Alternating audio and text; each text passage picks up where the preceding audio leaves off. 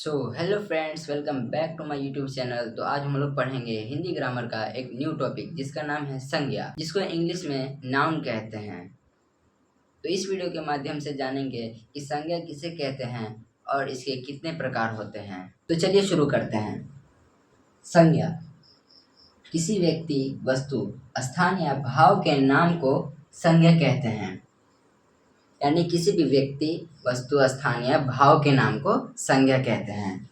जैसे मोहन, तो ये एक लड़का का नाम है। कलम, तो एक वस्तु का नाम है यानी चीज़ का नाम है। पटना, स्थान का नाम है। क्रोध यानी गुस्सा, तो ये एक भाव का नाम है। तो इसी को कहेंगे संज्ञा। संज्ञा के भेद। पहला है व्यक्तिवाचक संज्ञा। किसी विशेष व्यक्ति, वस्तु, स्थान का बोध कराए तो उसे क्या कहेंगे? व्यक्तिवाचक संज्ञा कहेंगे। जैसे राम, तो राम एक लड़का है, तो ये एक पर्टिकुलर पर्सन का नाम है। गंगा, तो ये एक नदी है, तो यहाँ एक पर्टिकुलर रिवर यानी कोई खास नदी का नाम लिया जा रहा है यहाँ पर, गंगा। हिमालय, तो यहाँ एक पर्टिकुलर पहाड़ का नाम लिया जा रहा है, हिमालय। तो अगला है जातिवाचक संज्ञा। जो किसी व्यक्ति या प्राणी के स्थान पर पूरे जाति का बोध कराए तो उसे क्या कहेंगे? जातिवाचक संज्ञा कहेंगे। जैसे लड़का, तो हम यहाँ लिए थे राम, तो ये राम है तो पर्टिकुलर पर्सन का नाम है, तो यहाँ लड़का है यानी पूरी जाति का बोध करा रहा है ये लड़का। उसके बाद है नदी, यहाँ तक गंगा यानी कोई एक नदी, पर्टिकुलर नदी का नाम लिया जा रहा है, तो ये यहाँ पर नदी है यानी पूरा जाति बोध हो रहा है यहाँ पर, यानी पूरे जाति का बोध हो रहा है। यहाँ है पहाड़, यानी पूरे पहाड़ का बोध हो रहा है, न कि सिर्फ हिमालय का। तीसरा है भाववाचक संज्ञा। वह संज्ञा शब्द जिससे किसी गुण, दोष, अवस्था, भाव या क्रिया के होने का बोध हो तो उसे क्या कहेंगे?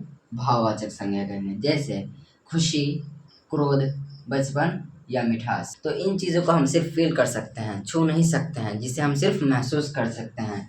जैसे बचपन है तो ये एक अवस्था है, खुशी है तो गुण है, दोष है, क्रोध है तो ये एक गुण है, जो गुस्सा करते हैं हम तो ये सिर्फ फील होता है। तो अगला है द्रव्यवाचक संज्ञा।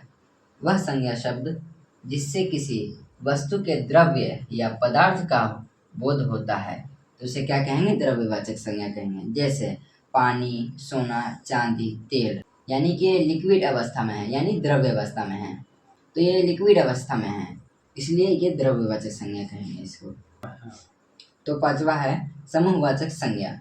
वह संज्ञा शब्द जिससे किसी व्यक्ति या वस्तु के समूह का बोध हो तो उसे क्या कहेंगे? समूहवाचक संज्ञा कहेंगे। जैसे सेना, कक्षा, भीड़, तो सेना एक समूह में होता है, कक्षा भी एक समूह में होता है, लड़का या लड़की के समूह में होता है, तो ये सब समूह में होता है, तो इसलिए हम इसे क्या कहेंगे? समूहवाचक संज्ञा कहेंगे। तो इस तरीके से हमने जाना कि संज्ञा के भेद कितने होते हैं, कौन कौन होते हैं? व्यक्तिवाचक संज्ञा, दूसरा में है जातिवाचक संज्ञा, तीसरा में है भाववाचक संज्ञा, चौथा में है द्रव्यवाचक संज्ञा और पांचवा में है समूहवाचक संज्ञा। तो इस तरीके से हमने आज संज्ञा शब्द को और उसके भेद को जाना है। तो उम्मीद है आप लोगों को ये पूरा वीडियो समझ में आ गया होगा। वीडियो अगर आपको पसंद आता है तो लाइक करना ना भूलें और इस वीडियो को अपने फैमिली और फ्रेंड्स के साथ शेयर करिए। तो फिर मिलते हैं किसी न्यू टॉपिक के साथ, तब तक के लिए जय हिंद।